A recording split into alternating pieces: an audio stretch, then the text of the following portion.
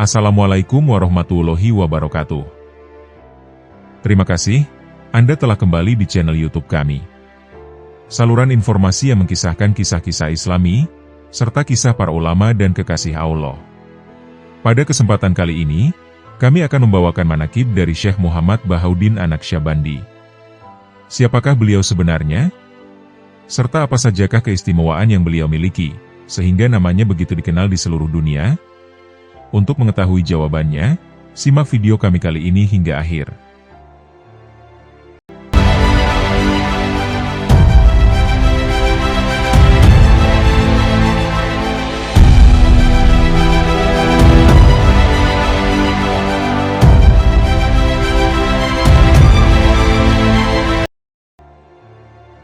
Syekh Muhammad Bahauddin An-Naqsyabandi.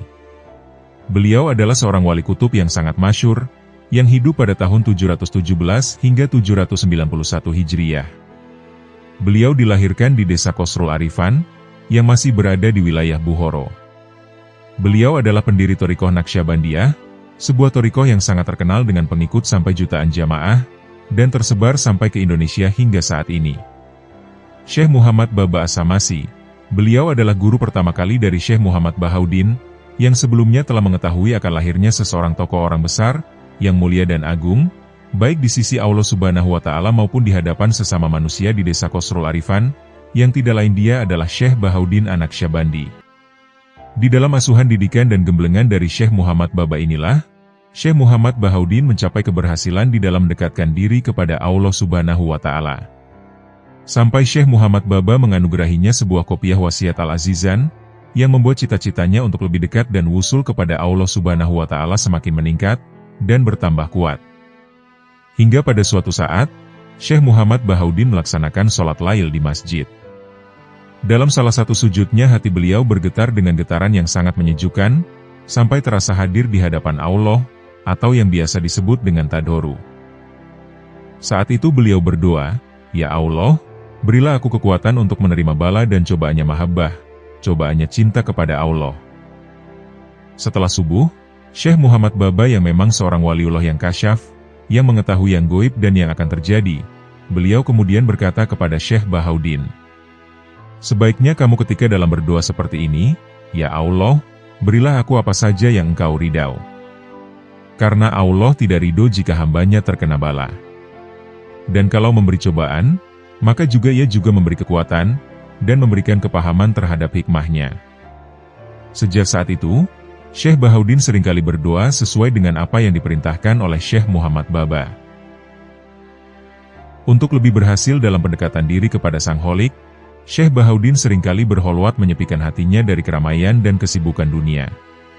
Ketika beliau berholwat dengan beberapa sahabatnya, waktu itu ada keinginan yang cukup kuat dalam diri Syekh Bahauddin untuk bercakap-cakap. Saat itulah secara tiba-tiba ada suara yang tertuju pada beliau, "Wahai engkau, sekarang kamu sudah waktunya untuk berpaling dari sesuatu selain aku." Setelah mendengar suara tersebut, hati Syekh Bahauddin langsung bergetar dengan kencangnya, tubuhnya menggigil, perasaannya tidak menentu, hingga beliau berjalan ke sana kemari seperti orang bingung. Setelah merasa cukup tenang, Syekh Bahauddin menyiram tubuhnya, lalu wudu, dan mengerjakan sholat sunnah 2 rakaat. Dalam sholat inilah beliau merasakan kehusukan yang luar biasa, seolah-olah beliau berkomunikasi langsung dengan Allah Subhanahu wa Ta'ala. Pada saat Syekh Bahauddin mengalami jadab yang pertama kali, beliau mendengar suara, "Mengapa kamu menjalankan thorik yang seperti itu?" "Biar tercapai tujuanku," jawab Syekh Muhammad Bahauddin. Terdengar suara itu lagi, "Jika demikian, maka semua perintahku harus dijalankan." Syekh Muhammad Bahauddin lalu berkata, "Ya Allah, aku akan melaksanakan semampuku," dan ternyata sampai 15 hari lamanya beliau masih merasa keberatan. Kemudian terdengar lagi suara, "Ya sudah, sekarang apa yang ingin kamu tuju?" Syekh Bahauddin menjawab, "Aku ingin thariqah yang setiap orang bisa menjalankan, dan bisa mudah wusul ilallah." Hingga pada suatu malam, saat berziarah di makam Syekh Muhammad Wasi, beliau melihat lampunya kurang terang, padahal minyaknya masih banyak, dan sumbunya juga masih panjang. Tak lama kemudian ada isyarat untuk pindah berziarah ke makam Syekh Ahmad Al-Ahfar Buli, tetapi di sini lampunya juga seperti tadi. Syekh Bahaudin lalu diajak oleh dua orang ke makam Syekh Muzdahin. Di sini lampunya juga sama seperti tadi, sampai tak terasa hati Syekh Bahaudin berkata, "Isyarat apakah ini?" Kemudian Syekh Bahaudin duduk menghadap kiblat sambil bertawajuh, dan tanpa sadar beliau melihat pagar tembok terkuak secara perlahan-lahan. Dalam pandangannya mulailah terlihat sebuah kursi yang cukup tinggi, dan sedang diduduki oleh seseorang yang sangat berwibawa, di mana wajahnya terpancar nur yang berkilau. Di samping kanan dan kirinya terdapat beberapa jamaah, termasuk guru beliau yang telah wafat, yakni Syekh Muhammad Baba. Salah satu dari mereka berkata, orang mulia ini adalah Syekh Muhammad Abdul Kholiq Al-Gojdawani, dan yang lain adalah khalifahnya. Lalu ada yang menunjuk, ini Syekh Ahmad Sodik, Syekh Aulia Kabir, ini Syekh Mahmud Al-Anjir, dan ini Syekh Muhammad Baba, yang ketika kamu hidup telah menjadi gurumu. Kemudian Syekh Muhammad Abdul Kholiq Al-Gojdawani memberikan penjelasan mengenai hal-hal yang dialami Syekh Muhammad Bahaudin. Sesungguhnya lampu yang kamu lihat tadi merupakan perlambang, bahwa keadaanmu itu sebetulnya terlihat kuat untuk menerima toriko ini, akan tetapi kamu masih membutuhkan dan harus menambah kesungguhan, sehingga kamu dikatakan betul-betul siap. Untuk itu, kamu harus betul-betul menjalankan 3 perkara berikut ini. Yang pertama adalah istiqomah mengukuhkan syariat. Yang kedua adalah beramar makruf nahi mungkar. Yang ketiga adalah menetapi azimah atau kesungguhan, dengan arti menjalankan agama dengan mantap, tanpa memilih yang ringan-ringan, apalagi yang bid'ah, dan berpedoman pada perilaku Rasulullah SAW dan para sahabat-sahabat radhiyallahu anhum. Kemudian untuk membuktikan kebenaran pertemuan kasyaf ini, maka besok pagi berangkatlah kamu untuk sowan ke Syekh Maulana Syamsuddin Al-Anyakuti. Di sana nanti haturkanlah kejadian pertemuan ini. Kemudian besoknya lagi, berangkatlah lagi ke Sayyid Amir Kilal di desa Nasaf, dan bawalah kopiah wasiat Al-Azizan ini, dan letakkanlah di hadapan beliau.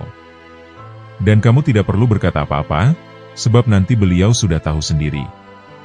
Ketika Syekh Bahaudin telah bertemu dengan Sayyid Amir Kilal, ia segera meletakkan kopiah wasiat Al-Azizan pemberian dari gurunya itu. Di saat melihat kopiah wasiat Al-Azizan, Sayyid Amir Kilal saat itu langus mengetahui bahwa orang yang ada di depannya adalah Syekh Bahaudin, yang mana ia telah diwasiatkan oleh Syekh Muhammad Baba sebelum wafat untuk meneruskan mendidiknya. Syekh Bahaudin dididik pertama kali oleh Sayyid Amir Kilal dengan kholwat selama 10 hari. Selanjutnya zikir nafi isbat dengan sirri. Setelah semua dijalankan dengan kesungguhan dan berhasil, kemudian beliau disuruh memantapkannya lagi dengan tambahan pelajaran beberapa ilmu, seperti ilmu syariat, ilmu hadis-hadis dan akhlaknya Rasulullah SAW, serta para sahabat-sahabatnya. Setelah semua perintah dari Syekh Abdul Kholiq di dalam alam kasyaf itu benar-benar dijalankan dengan kesungguhan oleh Syekh Bahaudin, mulai jelaslah itu adalah hal yang nyata, dan semuanya sukses, bahkan beliau mengalami kemajuan yang sangat pesat. Jadi, Toriko Anaksabandi itu jalur ke atas dari Syekh Muhammad Abdul Kholiq Al-Gojdawani, ke atasnya lagi dari Syekh Yusuf Al-Hamadani, seorang wali kutub masyhur sebelum Syekh Abdul Qadir Al-Jailani. Syekh Yusuf Al-Hamadani, beliau ini kalau berkata mati kepada seseorang, maka mati seketika, dan jika berkata hidup pada seseorang, maka langsung hiduplah ia kembali. Lalu jalurnya naik lagi melalui Syekh Abu Yazid Al-Bustami, dan naik lagi sampai sahabat Abu Bakar Siddiq radhiyallahu anhu. Adapun zikir sirri itu asalnya dari Syekh Muhammad Abdul Kholiq Al-Gojdawani, yang mengaji tafsir di hadapan Syekh Sodruddin. Pada saat sampai ayat, berdoalah kepada Tuhanmu dengan cara tadoru dan menyamarkan diri. Lalu beliau berkata, bagaimana hakikatnya zikir hofi atau zikir sirri dan kaifiahnya itu? Dijawablah sang guru, oh, itu ilmu laduni, dan insya Allah kamu akan diajari zikir hofi. Dan pada akhirnya yang memberi pelajaran langsung adalah Nabi Khidir alaihi salam.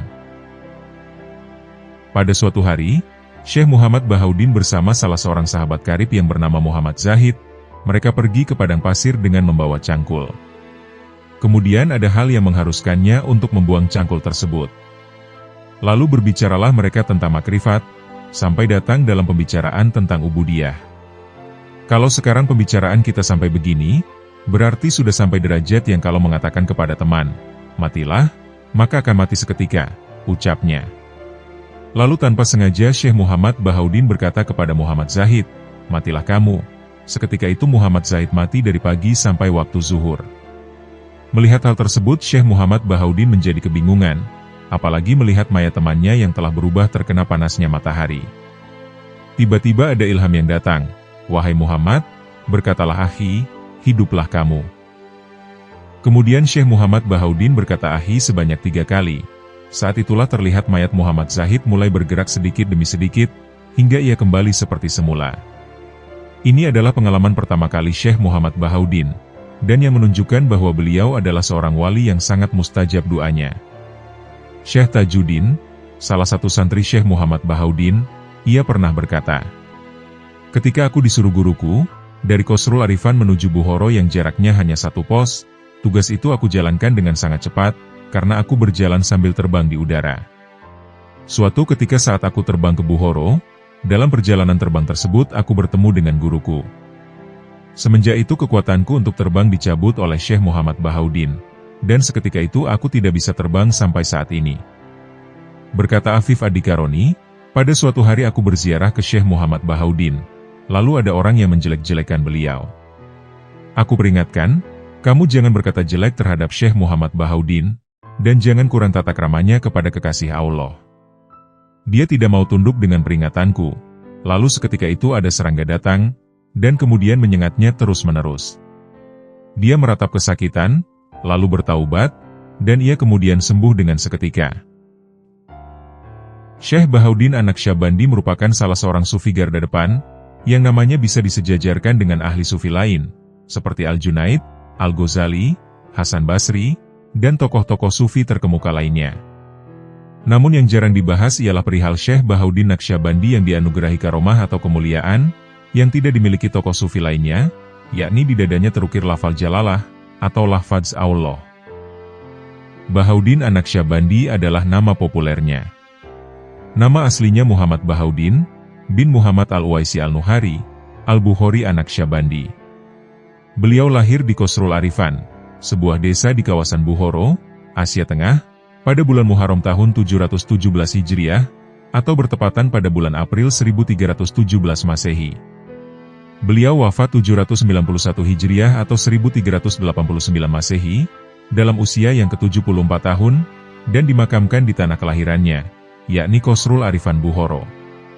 Nasabnya bersambung kepada Nabi Muhammad SAW, yakni melalui jalur Sayyidina Husain radhiyallahu anhu. Lalu mengapa ia dipanggil An-Naqsyabandi? Ada banyak alasan mengapa gelar ini melekat di belakang namanya. Yang jelas, gelar ini melekat karena ia mampu menempa dan mengukir sifat keutamaan dan kebaikan pada hati setiap orang. Dengan kata lain, ia dinilai sebagai seorang manusia suci, yang mampu membimbing orang lain untuk meniti jalan kebaikan dan kemuliaan. Sementara alasan kedua, karena konon di dadanya terukir lafzul Jalalah, atau lafaz Allah yang bercahaya. Syekh Bahaudin Naqsyabandi adalah samudra ilmu yang tak bertepi. Ombaknya dianyam oleh mutiara ilmu ilahi. Beliau menjernihkan kemanusiaan dengan samudra kemurnian dan kesolehan. Beliau melepaskan dahaga jiwa dengan air yang berasal dari dukungan spiritualnya. Seisi dunia, termasuk samudra dan benua, semuanya berada dalam genggamannya. Beliau adalah bintang yang berhiaskan mahkota petunjuk. Beliau mensucikan seluruh jiwa manusia tanpa kecuali dengan nafas sucinya. Cahayanya mampu menembus setiap lapisan ketidakpedulian. Keluar biasaannya melahirkan bukti terhempasnya asa tertepis dari keraguan hati kemanusiaan.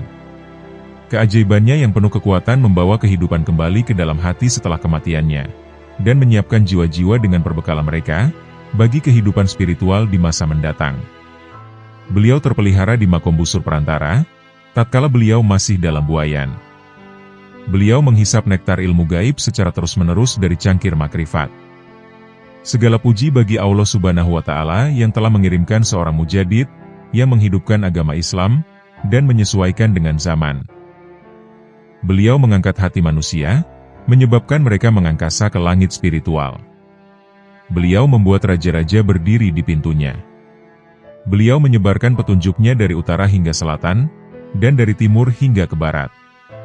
Beliau tidak meninggalkan seorang pun tanpa dukungan surgawi, termasuk binatang-binatang liar di rimba raya.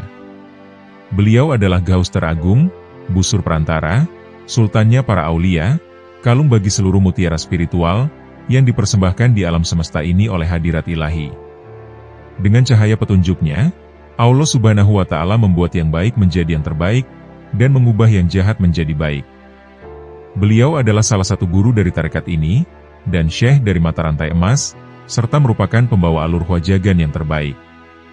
Beliau dilahirkan di bulan Muharram pada tahun 717 Hijriah, atau bertepatan pada tahun 1317 Masehi, di desa Qasrul Arifan, dekat Bukhara. Allah Subhanahu wa Ta'ala menganugerahkannya kekuatan-kekuatan ajaib di masa kecilnya. Beliau telah diajari rahasia tarekat ini oleh guru pertamanya, Sayyid Syekh Muhammad Baba As-Samasi. Dan kemudian beliau diberikan rahasia dan kemampuan dari tarekat ini oleh syekhnya, Sayyid Amir Al-Kulal. Beliau juga merupakan uwaisi dalam hubungannya dengan Rasulullah SAW, karena beliau dibesarkan dalam hadirat spiritual Abdul Halik Fajwani Al-Gujdawani, yang telah mendahuluinya selama 200 tahun. Syekh Naqsyabandi berumur 18 tahun, ketika beliau dikirim kakeknya ke kampung Samas untuk melayani Syekh Agung Tarekat, Syekh Muhammad Baba As-Samasi, yang beliau telah memintanya. Dari awal persahabatannya dengan Syekh tersebut, beliau melihat anugerah yang tak terhitung di dalam dirinya, dan kebutuhan yang amat sangat akan kesucian dan ibadah. Dari masa mudanya itu, Syekh Naqsyabandi pernah bercerita, "Aku akan bangun lebih awal, 3 jam sebelum sholat fajar, berwudu, dan setelah melaksanakan sholat sunnah, aku akan bersujud, memohon pada Tuhan dengan doa berikut. Wahai Tuhanku, berilah hamba kekuatan untuk menjalankan kesulitan-kesulitan dan rasa sakit dari cintamu. Lalu aku akan sholat fajar bersama dengan Syekh." Ketika beliau keluar, suatu hari beliau melihat ke arahku, dan berkata seolah-olah beliau telah bersamaku ketika aku berdoa tadi. "Wahai anakku, engkau harus mengubah cara berdoamu. Daripada berkata seperti itu, lebih baik berdoalah ini, ya Allah, anugerahkanlah ridhomu pada hamba yang lemah ini. Tuhan tidak senang hambanya berada dalam kesulitan. Walau Tuhan dengan kearifannya mungkin memberikan kesulitan pada sang hamba untuk mengujinya, sang hamba tak boleh meminta untuk berada dalam kesulitan. Hal ini berarti sama saja dengan tidak menghormati Tuhanmu." Ketika Syekh Muhammad Baba As-Samasi wafat, kakekku membawaku ke Bukhara, dan aku menikah di sana. Aku tinggal di Qasrul Arifan, yang merupakan pemeliharaan yang khusus dari Allah Subhanahu wa Ta'ala. Bagiku, karena aku menjadi dekat dengan Sayyid Amir Kulal, aku tinggal dan melayaninya, dan beliau mengatakan padaku, bahwa Syekh Muhammad Baba As-Samasi telah berkata jauh hari sebelumnya, bahwa aku tak akan senang denganmu, bila engkau tidak memeliharanya dengan baik. Suatu hari, aku duduk bersama seorang teman dalam holwat. Tiba-tiba langit terbuka, dan suatu pemandangan yang agung datang padaku, dan aku mendengar sebuah suara yang berkata, "Tidakkah cukup bagimu meninggalkan setiap orang, dan datang ke hadirat kami sendirian saja?" Suara ini membuatku gemetar dan lari dari rumah itu. Aku pun berlari ke sebuah sungai, di mana aku kemudian menyeburkan diri. Aku mencuci pakaianku, lalu sholat 2 rakaat dengan cara yang belum pernah aku lakukan sebelumnya, yang mana aku merasa seolah-olah sedang sholat dalam hadiratnya.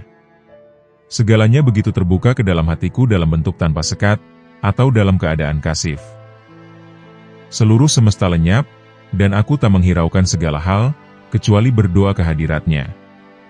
Di awal keadaan ketertarikanku, aku pernah ditanya, "Mengapa engkau ingin memasuki jalan ini?" Aku menjawab, agar segala yang aku katakan dan aku kehendaki akan terjadi. Aku lalu dijawab, "Itu mustahil. Segala yang kami katakan dan segala yang kami kehendaki, itulah yang akan terjadi." Dan aku berkata, "Aku tak bisa melakukan hal itu. Aku harus diizinkan untuk berkata, dan untuk melakukan segala yang aku suka, atau, aku tak menginginkan jalan ini." Lalu aku menerima jawabannya, "Tidak bisa. Segala yang kami kehendaki untuk dikatakan, dan apapun yang kami kehendaki untuk terjadi, pastilah terucapkan dan terjadi." Lalu aku berkata lagi, "Segala yang aku katakan dan segala yang aku kerjakan itulah yang pasti terjadi."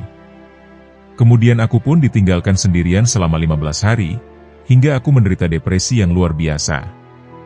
Kemudian aku mendengar sebuah suara, "Wahai Bahaudin, segala yang engkau inginkan akan kami kabulkan." Mendengar jawaban itu, aku pun amat bergembira.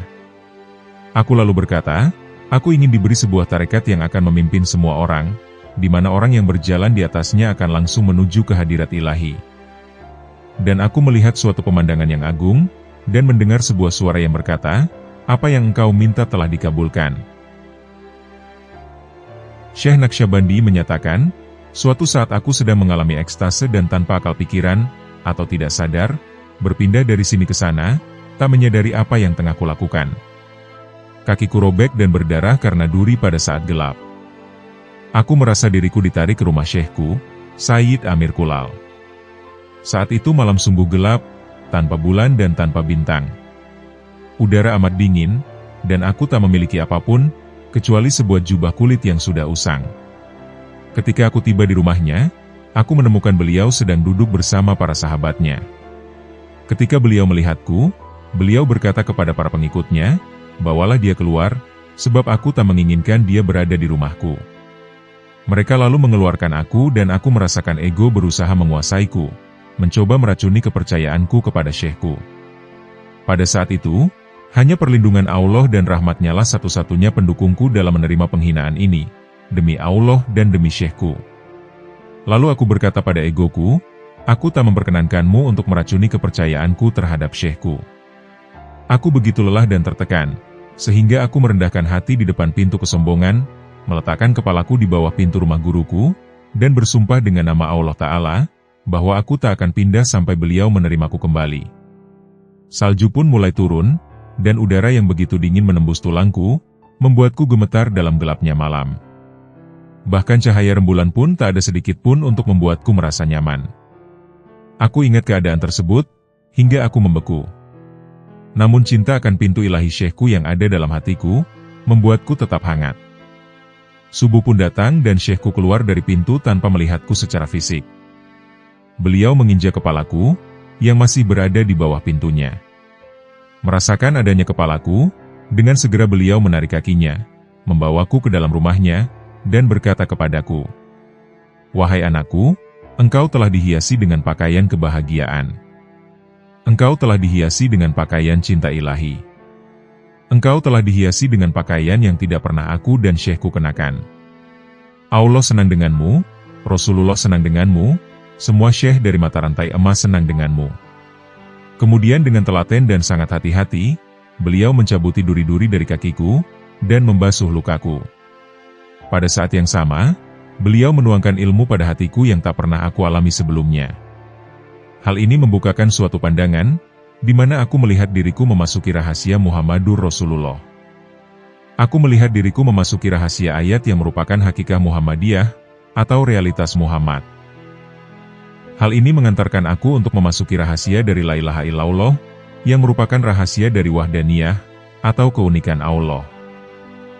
Hal ini lalu mengantar aku untuk memasuki rahasia asma Allah dan atributnya, yang dinyatakan dengan rahasia ahadiyah, atau keesaan Allah. Keadaan-keadaan tersebut tak dapat dilukiskan dengan kata-kata, dan hanya dapat diketahui lewat rasa di dalam hati. Di awal perjalananku di Thariqat ini, aku biasa berkeliaran di malam hari, dari satu tempat ke tempat lainnya di pinggiran kota Bukhara. Sendirian di gelapnya malam, khususnya di musim dingin, aku biasa mengunjungi pemakaman, untuk memetik pelajaran dari yang para guru telah meninggal. Suatu malam, aku dibimbing untuk mengunjungi nisan Syekh Ahmad Al-Ajgarawa, dan membacakan Al-Fatihah baginya. Ketika aku tiba, aku menemukan dua orang yang belum pernah kutemui sebelumnya. Mereka nampak menungguku dengan seekor kuda. Mereka menaikkan aku ke atas kuda, dan mengikatkan dua bilah pedang di sabukku. Mereka kemudian mengarahkan kudanya ke nisan Syekh Mazdahin. Ketika kami tiba, kami semua turun dan memasuki makam dan masjid Syekh tersebut. Aku duduk menghadap kiblat, bertafakur, dan menghubungkan hatiku dengan hati Syekh itu. Selama proses meditasi tersebut, sebuah pandangan terbuka padaku dan aku melihat dinding yang menghadap kiblat tiba-tiba runtuh. Sebuah singgasana raksasa saat itu muncul. Seseorang yang tinggi besar, dan tak dapat dilukiskan dengan kata-kata, ia sedang duduk di singgasana itu. Aku pun merasa seperti mengenalnya.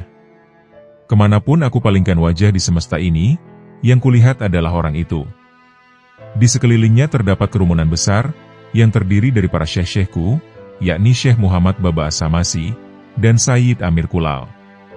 Kemudian aku merasa takut dengan orang yang tinggi besar itu, sementara pada saat yang bersamaan aku juga merasakan cinta terhadapnya.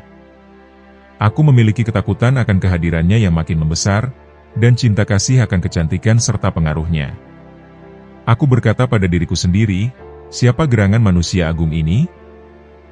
Aku mendengar sebuah suara di antara orang-orang di kerumunan itu berkata, orang agung yang membesarkanmu di jalan spiritualmu ini adalah Syekhmu. Dia melihat jiwamu, manakala kamu masih berupa atom di hadirat ilahi. Engkau telah berada dalam pelatihannya selama ini. Dialah Syekh Abdul Halik Al-Gujdawani. Dan kerumunan yang sedang engkau lihat itu adalah khalifah yang membawa rahasia agungnya, mata rantai emas tarekat agung ini.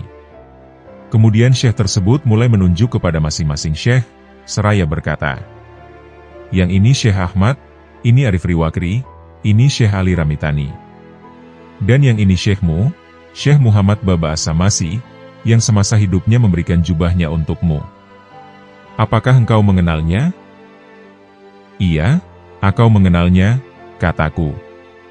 Kemudian beliau berkata kepadaku, jubah itu, yang dia berikan kepadamu beberapa saat silam, sekarang masih ada di rumahmu, dan dengan berkah Allah telah menyembuhkan banyak penderitaan dalam hidupmu. Lalu suara lain datang dan berkata, Syekh yang berada di singgasana itu akan mengajarimu sesuatu yang engkau perlukan selama berjalan lewat jalan ini. Aku bertanya apakah mereka akan mengizinkan aku untuk bersalaman dengannya. Mereka mengizinkannya dan membuka hijabnya, dan aku pun mengambil tangannya. Kemudian beliau mulai menceritakan tentang perjalanan suluk, awal, pertengahan, dan akhirnya. Beliau berkata, engkau harus membenahi sumbu yang ada dalam dirimu, sehingga cahaya dari yang tak terlihat dapat dikuatkan dalam dirimu, dan rahasia-rahasianya dapat terlihat. Engkau harus memperlihatkan ketetapanmu, dan engkau harus kukuh dalam syariah Rasulullah SAW dalam setiap keadaanmu. Engkau harus menyuruh kepada yang makruf, dan mencegah kepada yang munkar. Quran Surat Ali Imran, ayat 110. Dan tetap pada standar tertinggi dari syariah, dan meninggalkan kemudahan-kemudahan, dan menyingkirkan penemuan baru dalam segala bentuknya, atau bid'ah, dan buatlah al-hadis sebagai kiblatmu. Engkau harus menyelidiki kehidupannya atau sirah Nabi, dan juga sirah para sahabatnya, dan membuat orang untuk mengikuti dan membaca Al-Quran, baik siang maupun malam, serta melaksanakan sholat dengan segala ibadah tambahannya, atau nawafil.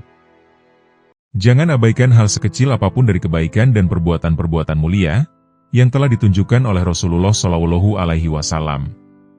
Begitu Abdul Halik selesai, khalifahnya berkata padaku, agar yakin akan kebenaran pandangan ini, beliau mengirimkan suatu tanda bagimu. Besok, pergilah dan kunjungilah Maulana Syamsuddin Al-Ambikuti, yang ia akan menghakimi 2 orang.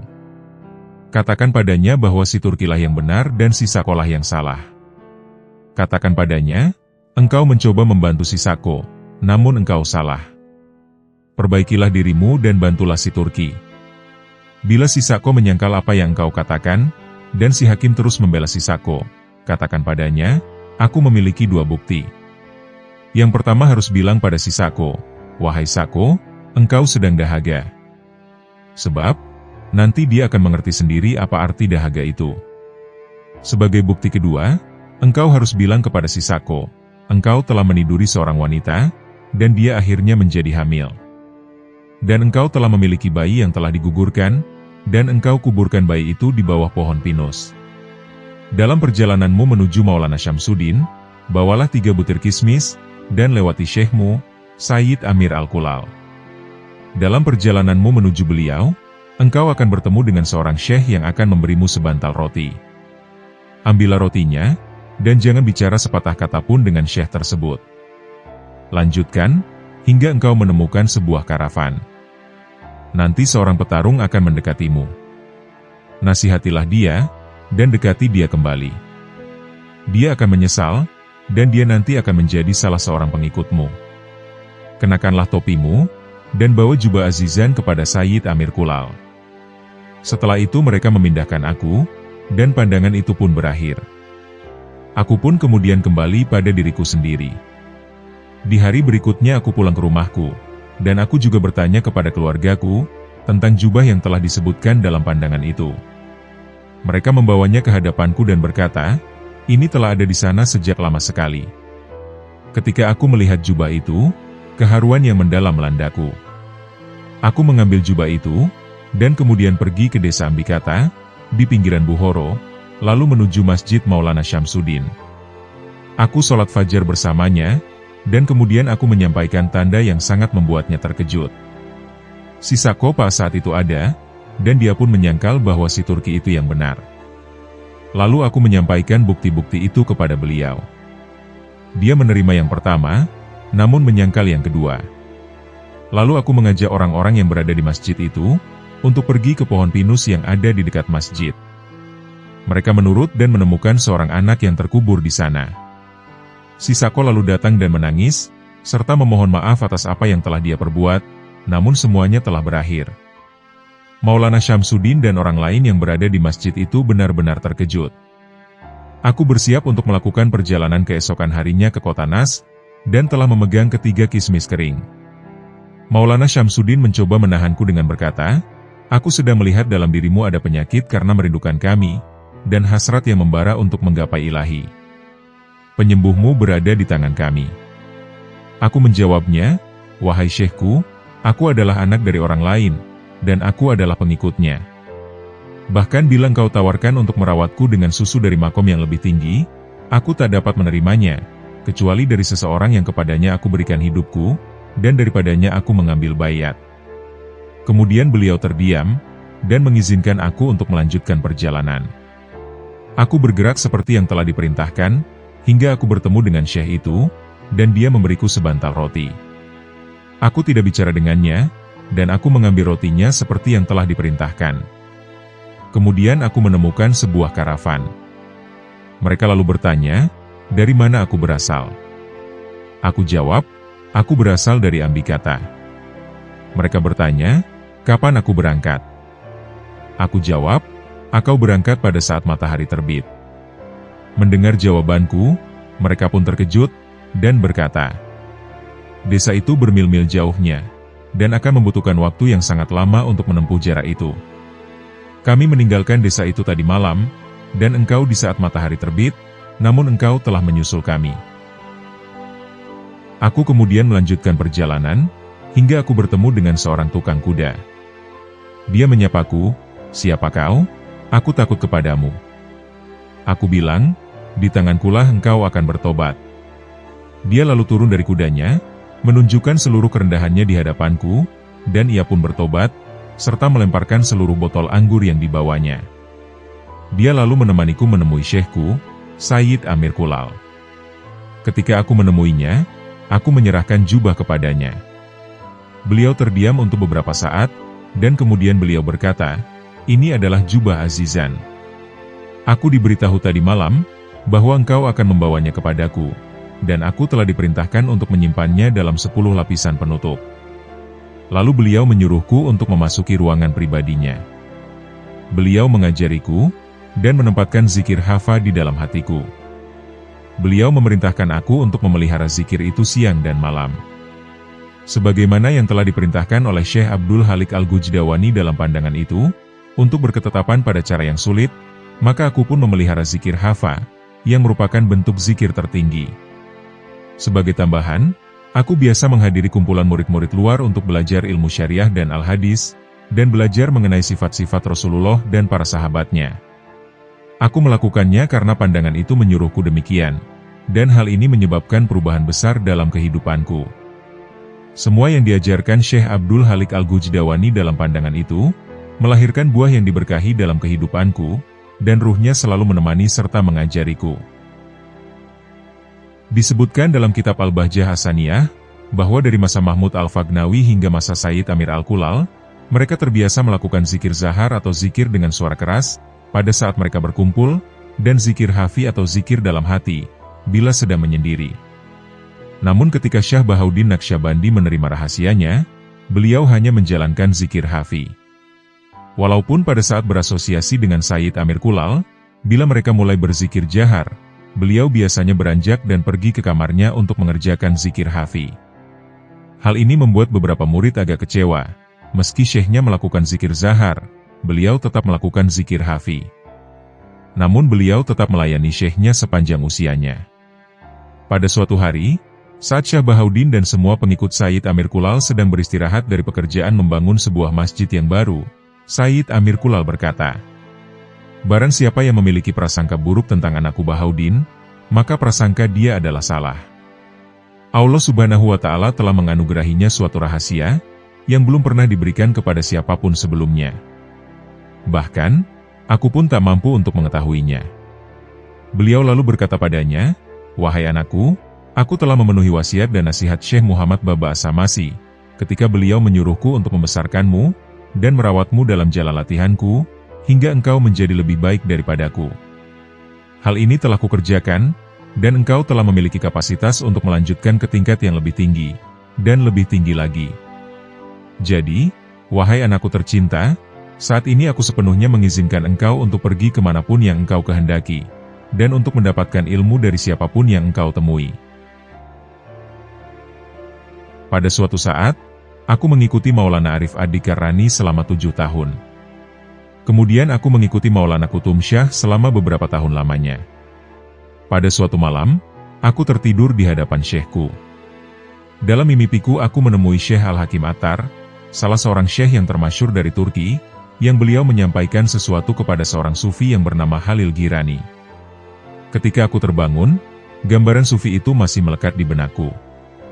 Aku mempunyai seorang nenek yang solehah, dan kepadanya lah aku menyampaikan mimpiku itu.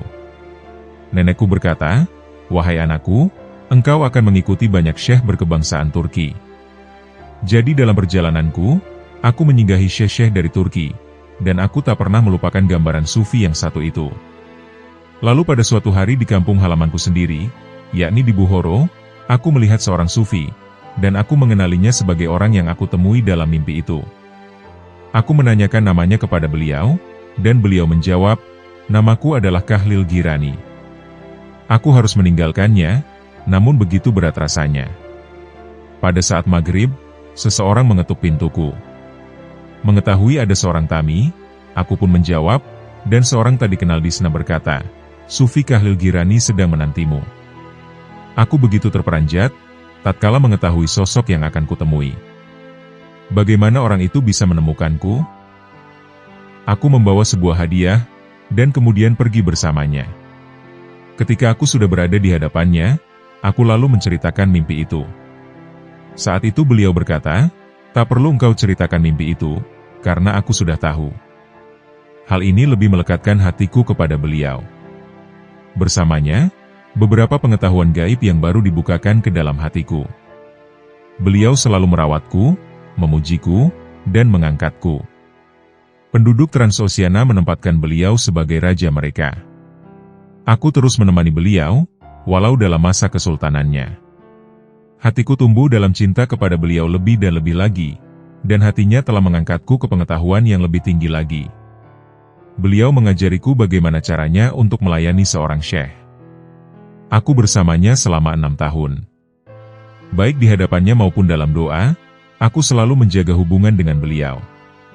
Di awal perjalananku di Thariqat ini, aku bertemu dengan seorang sufi, dan dia berkata, "Sepertinya engkau berasal dari kami."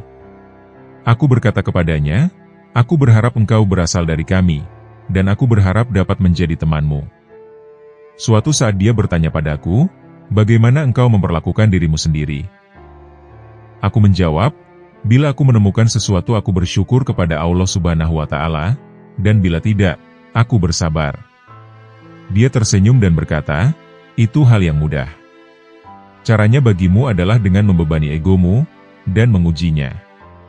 Bila dia kehilangan makanan selama seminggu, engkau harus mampu untuk menjaganya agar tetap mematuhimu." Aku amat berbahagia dengan jawabannya, dan aku meminta dukungannya. Dia menyuruhku untuk membantu yang memerlukan, untuk melayani yang lemah, dan untuk membesarkan hati orang yang putus asa. Dia menyuruhku untuk menjaga kerendahan, ketawaduan, dan tenggang rasa. Aku menjaga perintah-perintahnya, dan aku habiskan berhari-hari dalam hidupku dengan cara seperti itu. Kemudian dia memerintahkan aku untuk merawat binatang, menyembuhkan penyakitnya, membasuh luka-lukanya, dan membantu mereka untuk menemukan persediaan makanan dan minumannya. Aku menjalankannya hingga aku mencapai suatu keadaan, di mana bila aku bertemu binatang di jalanan, maka aku akan berhenti, dan memberikan mereka jalan. Kemudian dia menyuruhku untuk memelihara anjing-anjing, melalui penyatuan pikiran dengan penuh kejujuran dan kerendahan, dan meminta bantuan mereka. Dia mengatakan, karena pelayananmu terhadap salah satu dari mereka, maka engkau akan mencapai kebahagiaan yang sangat. Aku terima perintah tersebut, dengan harapan bahwa aku akan menemukan satu anjing, dan melalui pelayanan terhadapnya, aku akan menemukan kebahagiaan itu. Suatu hari pikiranku menyatu dengan salah satu dari mereka, dan aku merasakan kebahagiaan yang amat sangat. Aku mulai menangis di hadapannya, hingga dia telentang, dan menengadahkan kaki depannya ke langit. Aku mendengar sebuah suara yang amat sedih yang berasal darinya, lalu aku pun menengadahkan tangan, berdoa dan mulai mengatakan amin mendukung doanya, hingga akhirnya dia tak bersuara lagi. Yang kemudian terbuka padaku adalah suatu pandangan yang membawaku pada suatu keadaan, di mana aku merasa menjadi bagian dari setiap manusia, dan juga bagian dari setiap makhluk di muka bumi ini. Suatu hari aku sedang berada di kebunku di Kasul Arifan, mengenakan jubah azizan, dan di sekitarku terdapat para pengikutku. Tiba-tiba aku merasa terbius dan merasakan rahmat surgawi, dan aku merasa disandangkan dan dihiasi dengan atributnya. Belum pernah aku segemetar ini sebelumnya, dan aku tak kuat lagi berdiri.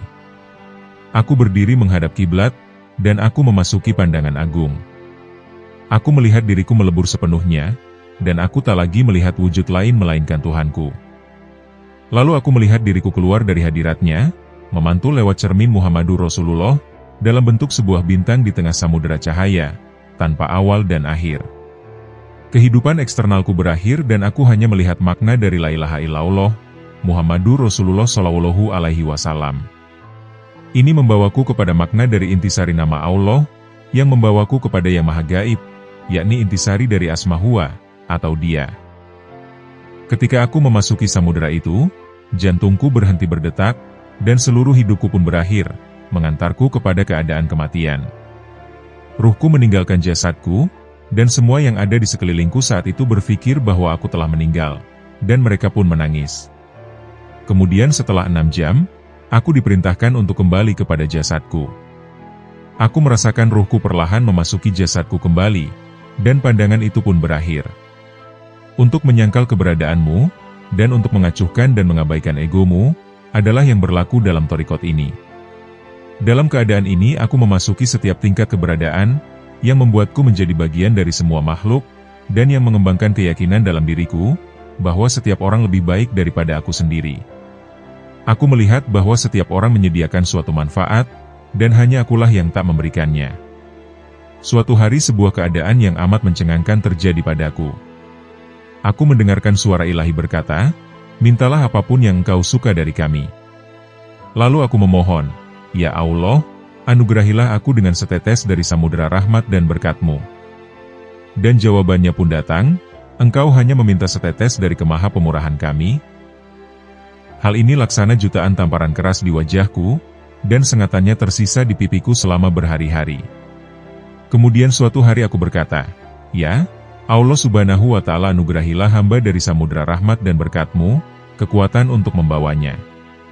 Pada saat itu sebuah penglihatan terbuka padaku, di mana aku didudukan di atas sebuah singgasana, di atas suatu samudera rahmat.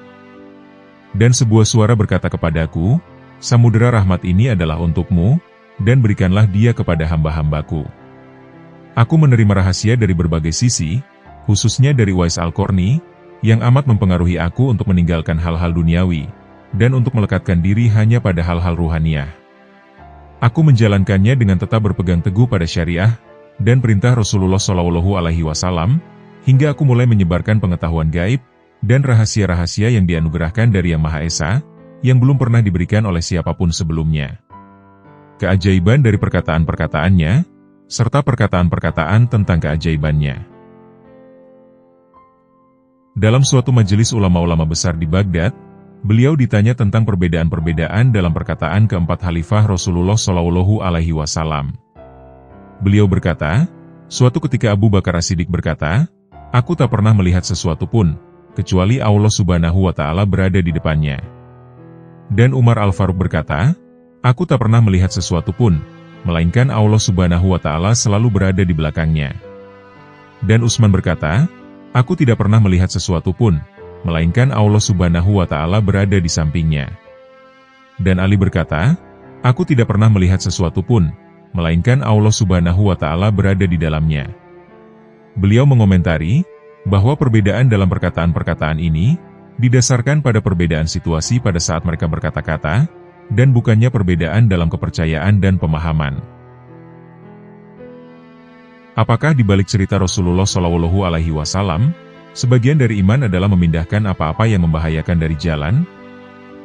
Yang beliau maksud dengan yang membahayakan itu adalah ego, dan yang beliau maksud dengan jalan adalah jalan menuju Allah Subhanahu wa Ta'ala, sebagaimana dia berfirman kepada Bayazid Al-Bistami, "Tinggalkan egomu dan datanglah pada kami." Suatu ketika beliau ditanya, apa yang dimaksud dengan berjalan dalam jalur? Beliau lalu berkata, detailnya dalam pengetahuan spiritual. Mereka bertanya, apakah detail dalam pengetahuan spiritual itu? Beliau menjawab, orang yang mengetahui dan menerima apa yang dia ketahui, maka akan diangkat dari keadaan bukti nyata kepada keadaan penglihatan. Barang siapa yang meminta untuk berada di jalan Allah Subhanahu wa Ta'ala, maka dia telah meminta jalan penderitaan. Diriwayatkan oleh Rasulullah SAW, barang siapa yang mencintaiku maka aku akan membebaninya. Seseorang datang kepada Rasulullah SAW dan berkata, "Wahai Nabi SAW, aku mencintaimu," dan Nabi SAW berkata, "Maka bersiaplah untuk menjadi miskin." Di lain waktu, orang yang lainnya lagi datang kepada Rasulullah SAW dan berkata, "Iya, Rasulullah SAW, aku mencintai Allah Subhanahu wa Ta'ala," dan Rasulullah SAW berkata, "Maka siapkanlah dirimu untuk penderitaan." Beliau membaca sebuah ayat. Setiap orang mendambakan kebaikan. Namun tak seorang pun telah meraih kenaikan, melainkan dengan mencintai Sang Pencipta kebaikan. Beliau berkata, barang siapa yang mencintai dirinya sendiri, harus menyangkal dirinya. Dan barang siapa yang menginginkan yang lain selain dirinya sendiri, sesungguhnya yang diinginkannya hanyalah dirinya sendiri. Ada 3 jalan di mana para murid meraih pengetahuannya. Yang pertama adalah muraqabah, atau perenungan, atau kontemplasi. Yang kedua adalah musyahadah, atau penglihatan. Yang ketiga adalah muhasabah, atau penghitungan. Dalam keadaan perenungan, si pencari melupakan makhluk dan hanya mengingat Sang Khalik saja. Dalam keadaan penglihatan, ilham dari yang gaib mendatangi hati si pencari dengan disertai 2 keadaan, yakni pengecutan dan pengembangan. Pada keadaan pengecutan, penglihatan adalah tentang kemahakuasaan, dan pada keadaan pengembangan penglihatan adalah tentang kemahaindahan. Pada keadaan penghitungan, si pencari mengevaluasi setiap jam yang telah lewat, apakah dia berada seluruhnya bersama Allah Subhanahu wa Ta'ala, ataukah berada seluruhnya bersama dunia? Si pencari dalam thariqat ini pastilah amat sibuk menolak bisikan setan dan godaan egonya.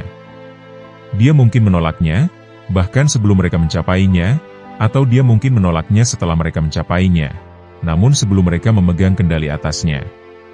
Pencari lain, mungkin saja tidak menolaknya, hingga mereka mencapainya dan mengendalikannya. Dia tak akan mendapatkan buahnya, karena pada saat seperti itu adalah mustahil untuk mengeluarkan bisikan-bisikan itu dari hatinya.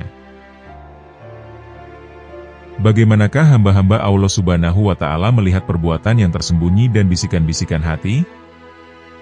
Beliau lalu menjawab, dengan cahaya penglihatan yang dianugerahkan Allah Subhanahu wa Ta'ala pada mereka, seperti yang tertera dalam hadis suci. Waspadalah dengan penglihatan orang-orang yang beriman, karena dia melihat dengan cahaya Allah Subhanahu wa Ta'ala. Beliau diminta untuk memperlihatkan kekuatan ajaibnya. Beliau berkata, "Keajaiban apakah yang lebih dahsyat yang ingin engkau lihat daripada kenyataan, bahwa kita masih berjalan di muka bumi ini dengan semua dosa di atas dan sekeliling kita?" Beliau ditanya, siapakah para pembaca, dan siapakah gerangan sang sufi yang dimaksud oleh Junaid? Putuskanlah dirimu dari para pembaca kitab-kitab, dan bergabunglah dengan para sufi. Beliau lalu berkata, para pembaca adalah orang yang sibuk dengan kata-kata dan nama-nama, dan sufi adalah seseorang yang sibuk dengan intisari dari nama-nama tersebut.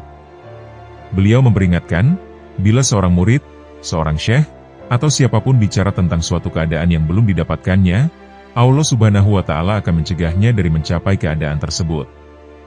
Beliau berkata, cermin dari setiap syekh memiliki 2 arah, namun cermin kita memiliki 6 arah. Apa yang dimaksudkan dengan al-hadis, aku beserta orang-orang yang mengingatku, merupakan bukti nyata yang mendukung orang-orang yang di dalam hatinya senantiasa mengingatnya. Dan sabda Nabi Shallallahu Alaihi Wasallam yang lainnya berbicara atas nama Allah Subhanahu Wa Taala, puasa itu adalah bagiku merupakan suatu pernyataan, bahwa sebenar-benarnya puasa adalah puasa dari segala sesuatu selain Allah Subhanahu Wa Taala. Beliau ditanya, mengapa mereka disebut al-fuqara, atau orang yang miskin? Beliau menjawab, karena mereka miskin, namun mereka tak perlu memohon. Seperti halnya Nabi Ibrahim, ketika beliau dilemparkan ke dalam api, dan Jibril datang bertanya, apakah engkau perlu pertolongan? Maka dijawabnya, aku tak perlu meminta sesuatu, sebab Dia Maha Tahu keadaanku. Kemiskinan merupakan pertanda penghancuran dan penghapusan atribut-atribut kebendaan. Beliau pernah ditanya, siapakah si miskin itu? Dan tak seorang pun menjawabnya. Beliau berkata, si miskin adalah orang yang di dalamnya selalu berjuang, dan di luarnya selalu berada dalam ketenangan. Amatlah penting bagi para pengikut bila dia merasa bingung terhadap apa yang diucapkan atau dilakukan syekhnya, dan tak dapat memahami alasannya, maka lebih baik untuk bersabar dan menjalankannya, dan tak menjadi curiga. Bila dia seorang pemula, dia mungkin akan bertanya. Namun bila dia seorang murid, dia tak punya alasan untuk bertanya, dan harus tetap bersabar dengan apa yang belum dia pahami. Adalah tak mungkin untuk meraih cinta dari hamba-hamba Allah Subhanahu wa Ta'ala, hingga engkau keluar dari dirimu sendiri. Dalam thariqat kita, terdapat 3 kategori adab. Yang pertama adalah adab karimah terhadap Allah Subhanahu wa Ta'ala, yang Maha Kuasa dan Maha Tinggi. Adab ini mengharuskan murid untuk menyempurnakan ibadahnya, baik secara eksternal maupun internal, menjauhi semua larangannya, dan menjalankan segala apa yang telah diperintahkannya, dan meninggalkan segala sesuatu selain Allah Subhanahu wa Ta'ala. Yang kedua adalah adab karimah terhadap Nabi Muhammad Shallallahu Alaihi Wasallam. Adab ini mengharuskan murid untuk membumbung tinggi pada keadaan yang disebutkan dalam sebuah ayat, In kuntum tuhibbunallah fattabi'uni, yang artinya, bila kamu ingin mencintai Allah, maka ikutilah aku. Quran Surat Ali Imran, ayat 31. Dia harus mengikuti semua keadaan Rasulullah Shallallahu Alaihi Wasallam. Dia harus mengetahui bahwa Rasulullah adalah jembatan antara Allah dengan makhluknya, dan bahwa segala sesuatu di bumi ini berada di bawah perintahnya yang mulia. Yang ketiga adalah adab karimah terhadap para syekh. Adab ini merupakan suatu keharusan bagi setiap pencari. Para syekh merupakan penyebab dan alat untuk mengikuti jejak Rasulullah Shallallahu Alaihi Wasallam. Adalah suatu kewajiban bagi para pencari, baik dalam kehadiran mereka maupun dalam ketidakhadirannya, untuk menjalankan perintah-perintah dari syekh tersebut. Suatu saat salah satu pengikutku memberiku salam. Aku tidak menjawabnya, meskipun merupakan keharusanku untuk membalas salam. Sehingga, hal inilah membuat pengikutku tersebut kecewa. Aku lalu mengirim seseorang kepadanya untuk meminta maaf. Berkata kepadanya, pada saat itu, ketika engkau memberiku salam, pikiranku, hatiku, jiwaku, ragaku, ruhku, sedang hilang sepenuhnya dalam hadirat ilahi, mendengarkan apa yang dikatakan Allah Subhanahu wa Ta'ala kepadaku. Hal ini membuatku begitu terpenuhi dalam firman Allah Subhanahu wa Ta'ala, sehingga aku tak mampu membalas siapapun.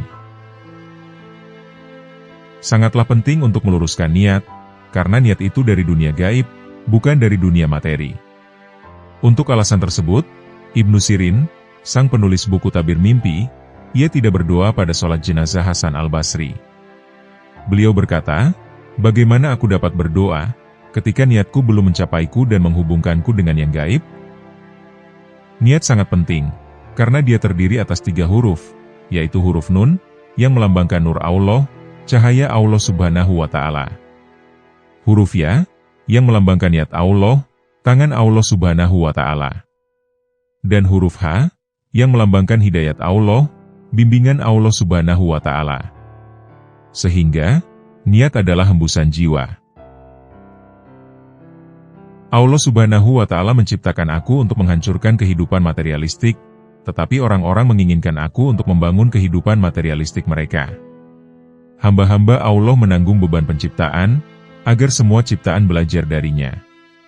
Allah melihat pada hati aulianya dengan cahaya-cahayanya, dan siapapun yang berada di sekeliling wali itu dia akan mendapat berkat dari cahaya tersebut.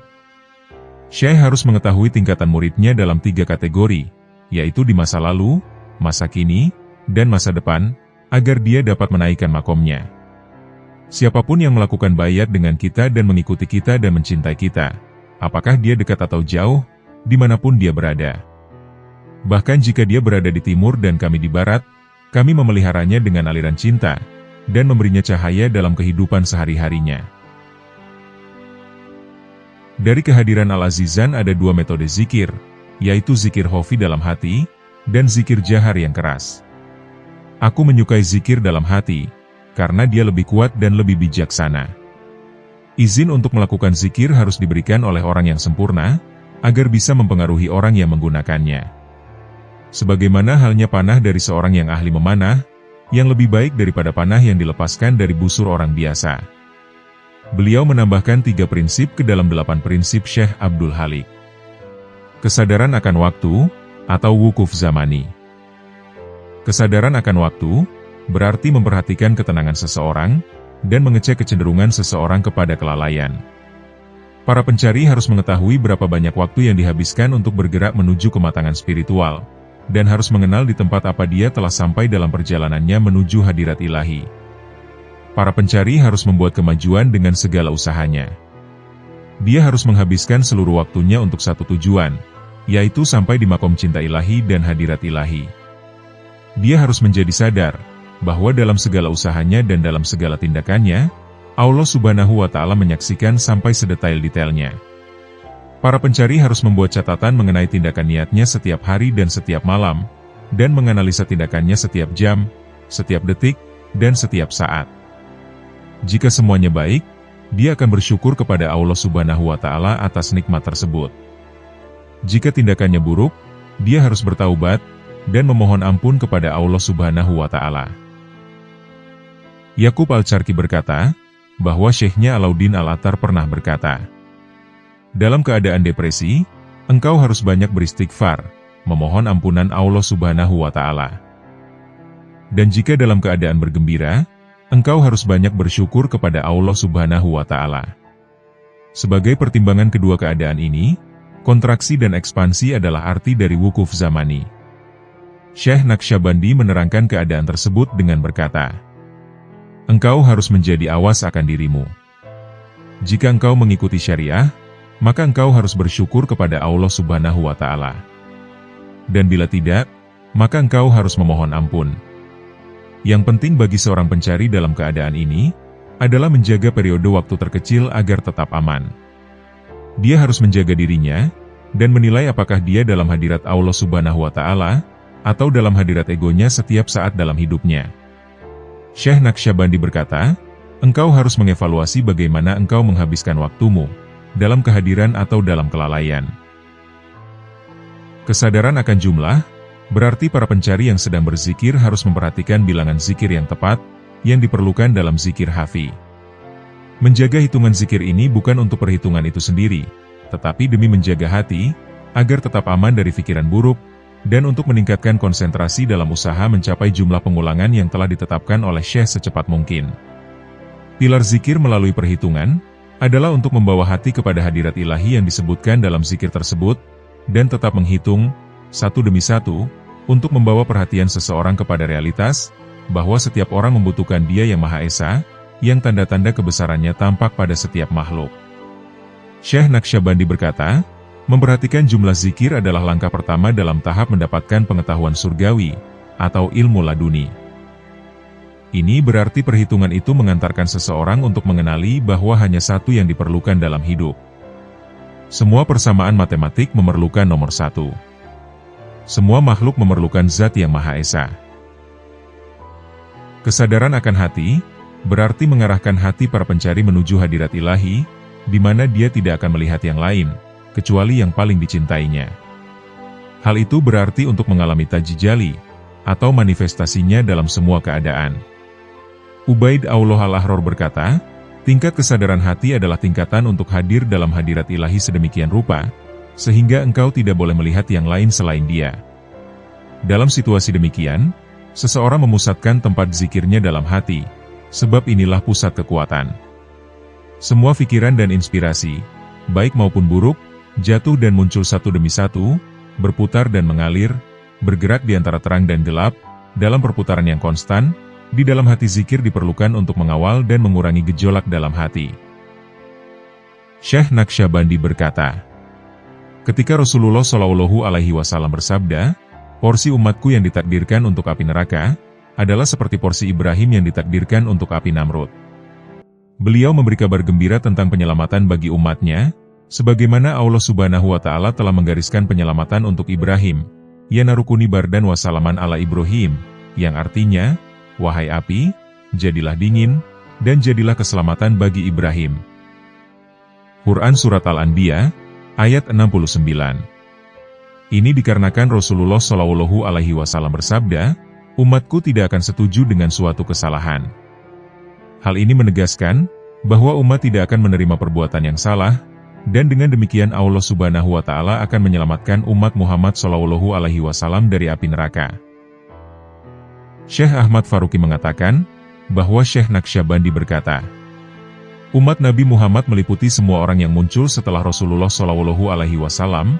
Mereka terdiri atas 3 macam umat, di antara adalah: yang pertama adalah umatud dakwah, yaitu setiap orang yang benar-benar muncul setelah Rasulullah Shallallahu Alaihi Wasallam dan mendengar pesannya. Dari berbagai ayat dalam Al-Quran, sudah jelas bahwa Rasulullah Shallallahu Alaihi Wasallam datang kepada semua manusia tanpa kecuali. Lebih jauh lagi umatnya cukup menjadi saksi bagi umat-umat yang lain. Dan Rasulullah Shallallahu Alaihi Wasallam adalah orang yang menjadi saksi bagi setiap orang, termasuk umat-umat yang lain, dan saksi-saksi yang mewakili mereka masing-masing. Yang kedua adalah umatul ijabah, yaitu orang-orang yang menerima pesannya. Yang kedua adalah umatul mutabah, yaitu orang-orang yang menerima pesan dan mengikuti jejak Rasulullah Shallallahu Alaihi Wasallam. Semua golongan umat Rasulullah Shallallahu Alaihi Wasallam tersebut akan selamat. Jika mereka tidak diselamatkan melalui amalnya, mereka akan diselamatkan melalui perantaraan Rasulullah Shallallahu Alaihi Wasallam. Sebagaimana sabda beliau, perantaraanku adalah untuk para pendosa besar di antara umatku. Syekh Naqsyabandi berkata, apa yang dimaksud dengan hadis Rasulullah Shallallahu Alaihi Wasallam, as-sholatu mirajul mukmin, sholat adalah miraj bagi orang yang beriman, adalah indikasi yang jelas mengenai tingkatan sholat yang sejati. Di mana, orang-orang yang sholat naik ke hadirat ilahi, dan padanya terdapat manifestasi rasa hormat yang mendalam, kepatuhan dan kerendahan hati, di mana hatinya mencapai keadaan kontemplasi melalui sholatnya. Ini akan mengantarkannya kepada suatu panorama dari rahasia ilahi. Itu adalah deskripsi mengenai sholatnya Rasulullah Shallallahu Alaihi Wasallam dalam sejarah hidup beliau. Dikatakan bahwa ketika Rasulullah Shallallahu Alaihi Wasallam mencapai keadaan tersebut, orang-orang di luar kota pun dapat mendengar suara yang berasal dari dadanya yang menyerupai dengungan lebah. Salah satu ulama di Bukhara bertanya kepada beliau, bagaimana seorang hamba mencapai hadirat ilahi dalam sholatnya?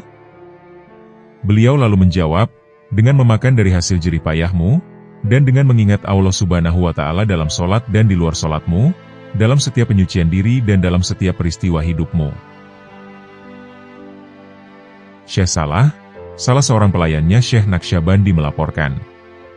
Suatu ketika Syekh Naqsyabandi berkata kepada para pengikutnya, suatu hubungan antara hatimu dengan sesuatu selain Allah Subhanahu wa Ta'ala, hal itu adalah hijab terbesar bagi seorang pencari.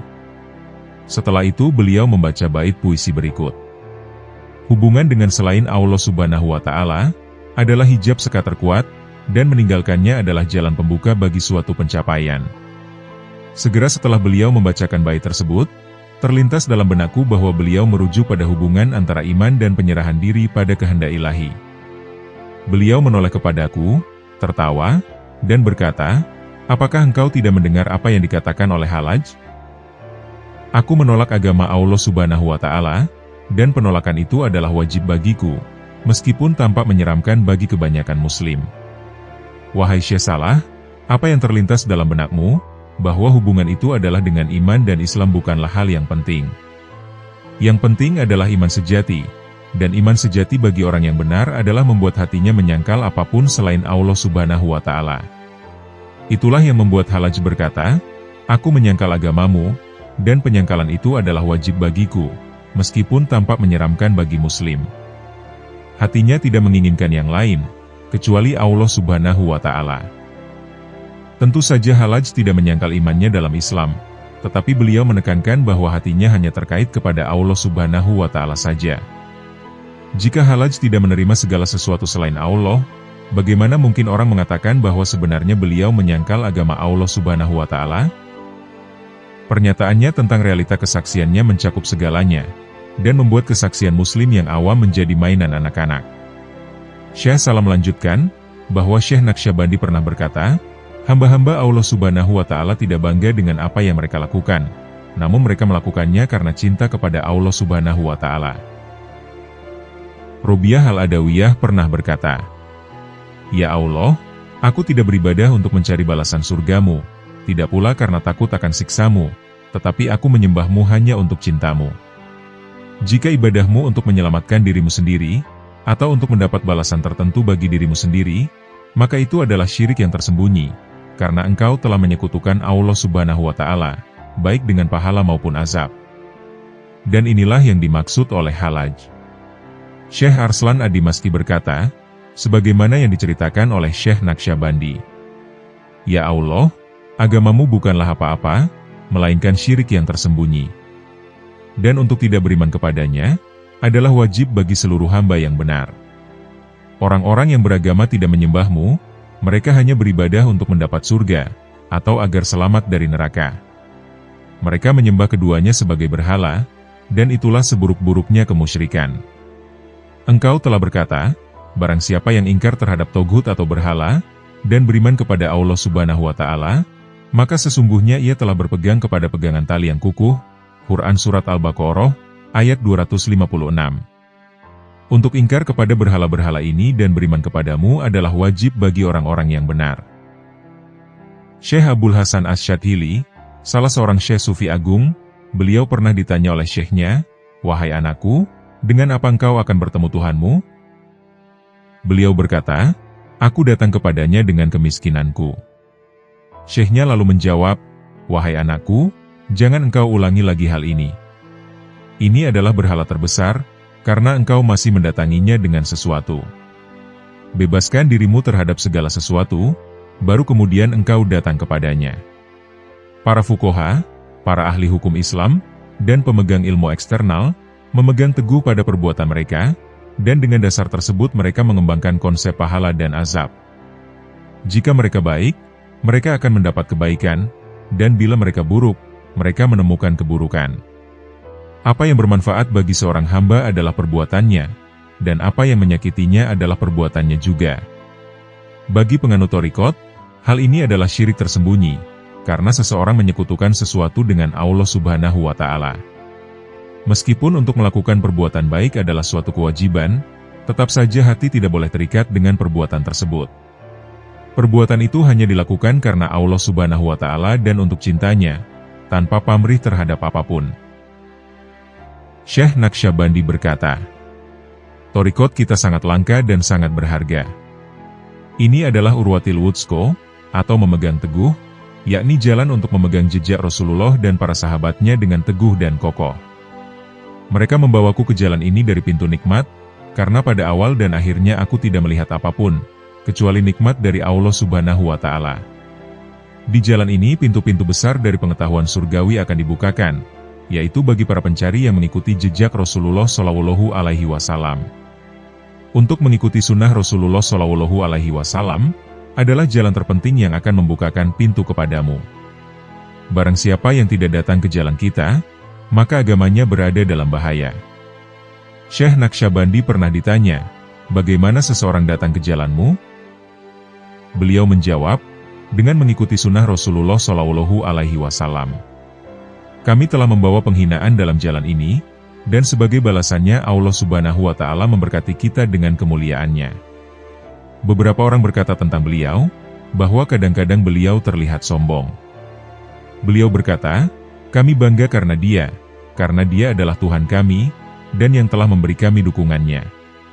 Beliau berkata, untuk mencapai rahasia keesaan kadang-kadang mungkin, tetapi untuk meraih rahasia pengetahuan spiritual makrifat adalah sangat sulit sekali.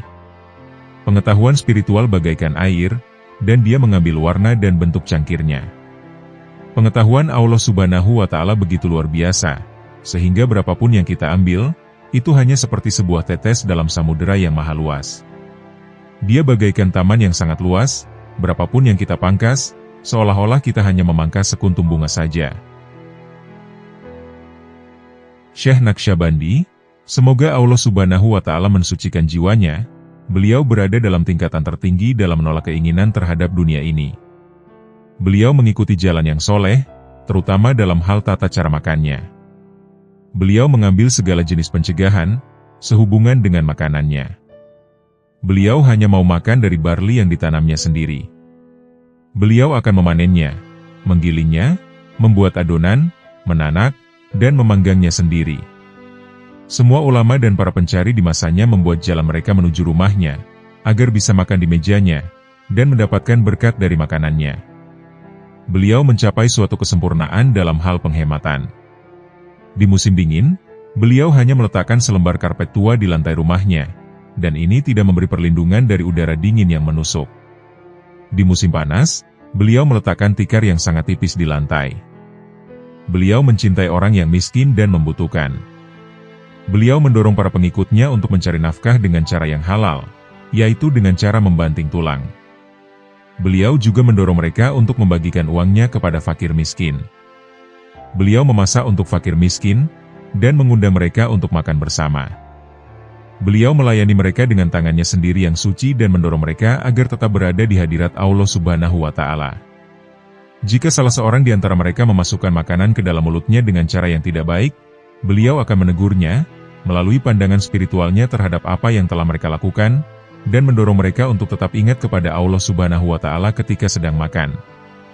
Beliau mengajarkan bahwa salah satu pintu yang paling penting menuju ke hadirat Allah Subhanahu wa Ta'ala adalah makan dengan kesadaran. Makanan memberikan kekuatan bagi tubuh, dan makan dengan kesadaran memberikan kesucian bagi tubuh. Suatu saat, beliau diundang ke sebuah kota bernama Ghoziat, di mana salah seorang muridnya telah menyiapkan makanan baginya. Ketika mereka duduk untuk makan, beliau tidak menyentuh makanannya. Hal itu membuat tuan rumah menjadi sangat terkejut. Syekh Naqsyabandi berkata, "Wahai anakku, aku ingin tahu bagaimana engkau menyiapkan makanan ini. Sejak engkau membuat adonan dan memasaknya, sampai engkau menyajikannya, engkau berada dalam keadaan marah. Sehingga, makanan ini bercampur dengan kemarahan itu. Jika kita memakan makanan itu, setan akan menemukan jalan untuk masuk melaluinya, dan menyebarkan seluruh sifat buruknya ke seluruh tubuh kita."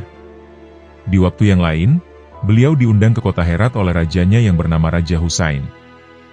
Raja Husain sangat senang dengan kunjungan Syekh Naqsyabandi, dan memberikan pesta besar baginya. Raja mengundang semua menterinya, para syekh-syekh dari kerajaannya, dan seluruh tokoh terhormat. Beliau berkata, "Makanlah makanan ini.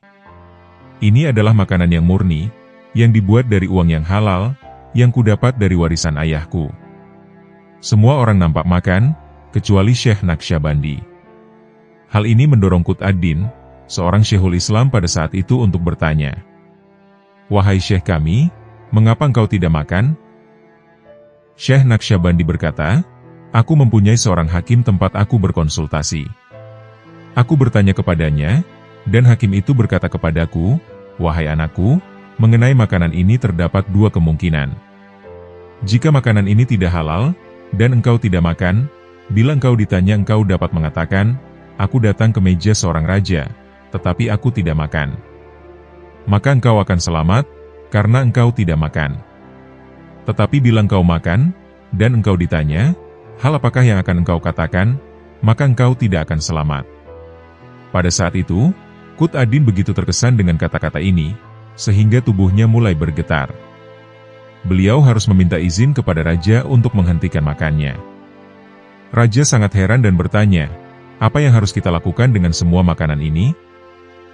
Syekh Naqsyabandi berkata, jika ada keraguan mengenai kesucian makanan ini, lebih baik berikan kepada fakir miskin.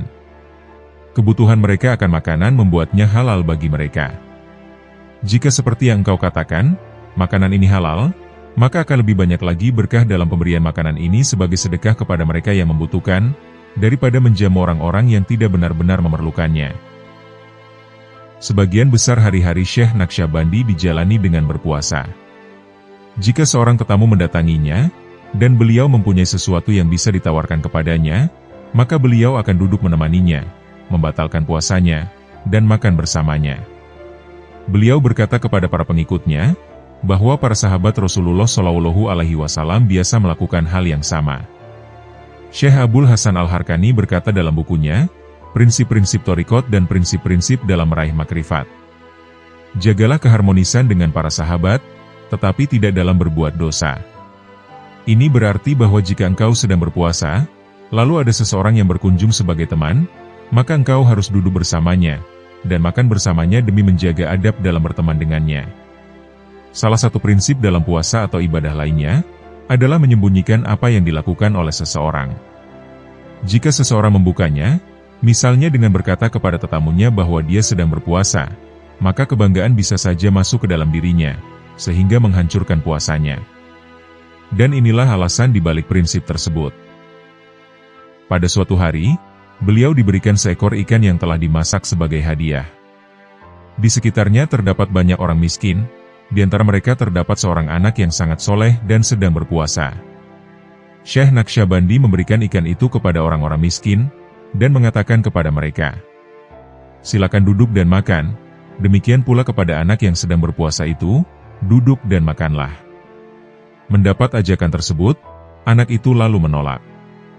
Beliau berkata lagi, batalkan puasamu, dan makanlah, namun lagi-lagi anak itu menolaknya.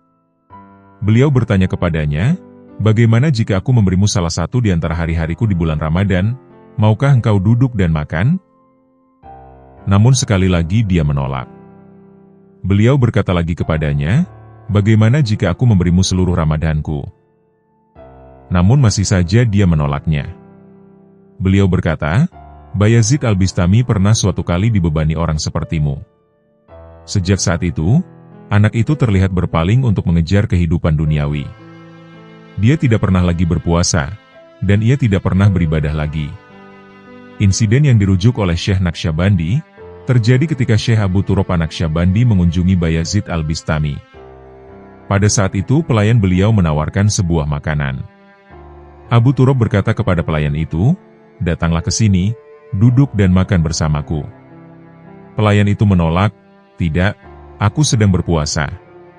Beliau berkata, makanlah, dan Allah Subhanahu wa Ta'ala akan memberimu pahala puasa selama 1 tahun.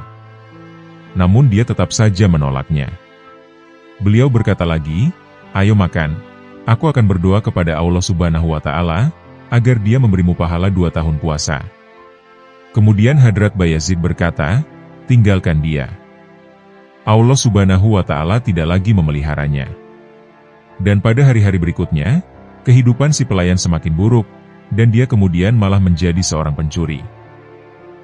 Keadaan Syekh Naqsyabandi berada di luar jangkauan untuk dilukiskan, dan tingkat pengetahuannya pun tidak dapat dilukiskan.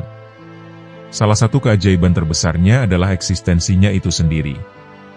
Beliau sering menyembunyikan tindakannya, dengan tidak memperlihatkan kekuatan ajaibnya. Namun demikian, telah diriwayatkan banyak keajaibannya yang tercatat. Syekh Naqsyabandi, semoga Allah Subhanahu wa Ta'ala memberkati jiwanya, beliau pernah berkata, suatu hari, aku pergi bersama Muhammad Zahid ke gurun. Dia adalah seorang murid yang dapat dipercaya, dan kami memiliki sebuah kapak beliung yang kami gunakan untuk menggali. Ketika kami sedang bekerja dengan beliung itu, kami berdiskusi tentang tingkat pengetahuan yang dalam seperti itu, di mana kami melempar beliung dan masuk lebih dalam ke dalam pengetahuan spiritual. Kami bergerak semakin dalam, sampai pembicaraan kami mengantarkan kami pada asal penyembahan, yakni tentang ibadah kepada Allah. Dia bertanya kepadaku, wahai syekhku, Sampai batas mana yang boleh dicapai oleh ibadah? Aku berkata, ibadah yang mencapai tingkat kesempurnaan, di mana orang yang beribadah dapat berkata kepada seseorang itu meninggal, dan orang itu akan meninggal. Dan tanpa sadar aku menunjuk pada Muhammad Zahid, dan dengan segera dia meninggal dunia. Dia berada dalam keadaan meninggal sejak matahari terbit hingga tengah hari. Hari itu sangatlah panas, dan aku merasa cemas karena tubuhnya menjadi rusak akibat panas yang berlebihan. Aku menariknya ke bawah bayangan pohon, dan aku duduk di sana merenungkan persoalan ini. Ketika aku merenung, sebuah inspirasi dari hadirat ilahi masuk ke dalam hatiku, dan mengatakan kepadaku agar berkata kepadanya, "Wahai Muhammad, hiduplah." Dan aku pun saat itu mengucapkannya sebanyak 3 kali.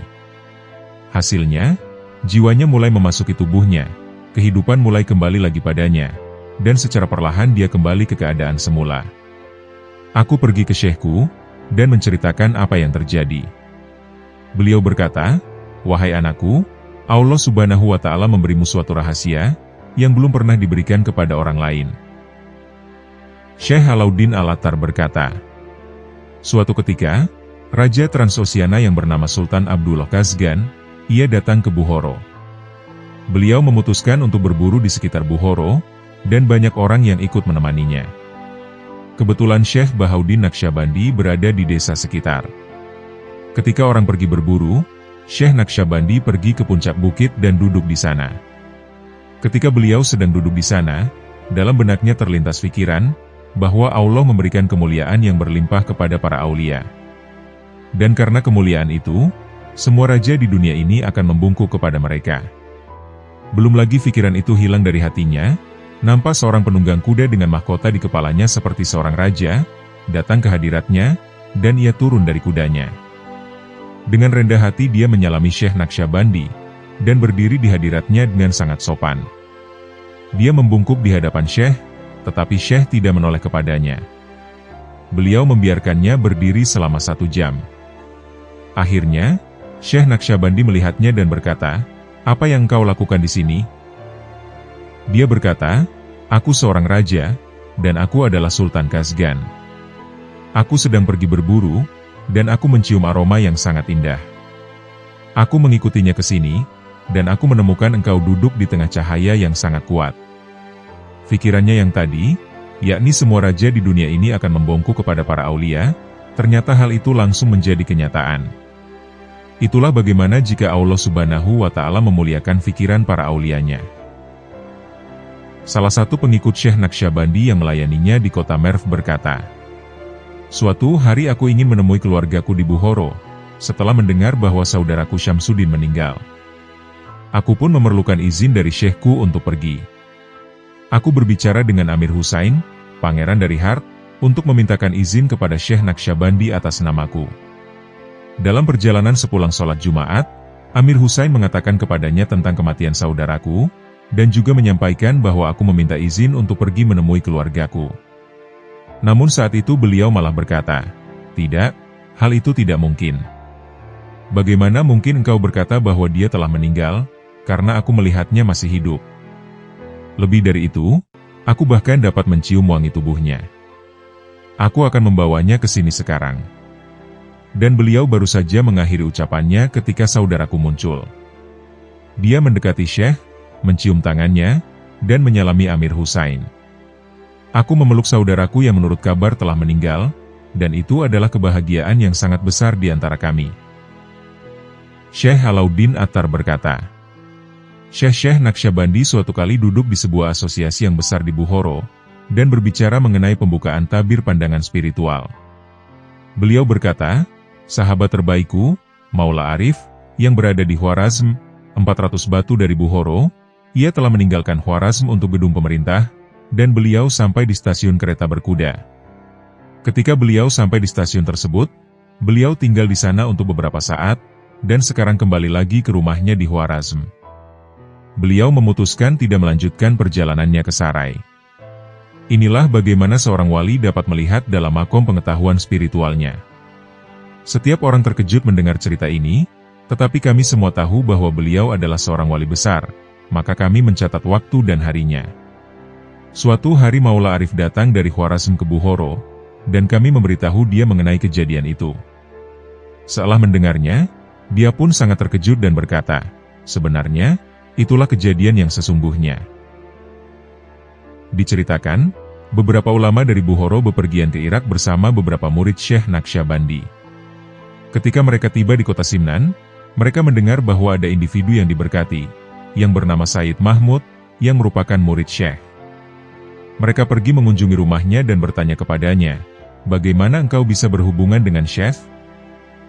Beliau lalu berkata, "Suatu ketika aku melihat Rasulullah Shallallahu Alaihi Wasallam dalam sebuah mimpi. Beliau duduk di sebuah tempat yang sangat baik, dan di sampingnya duduk seorang dengan penampilan yang sangat elok. Aku berkata kepada Rasulullah Shallallahu Alaihi Wasallam dengan penuh hormat dan rendah hati, 'Ya Rasulullah, aku tidak diberi kemuliaan untuk menjadi sahabatmu semasa hidupmu. Apa yang dapat kulakukan dalam hidupku, agar aku bisa mendekati kemuliaan itu?'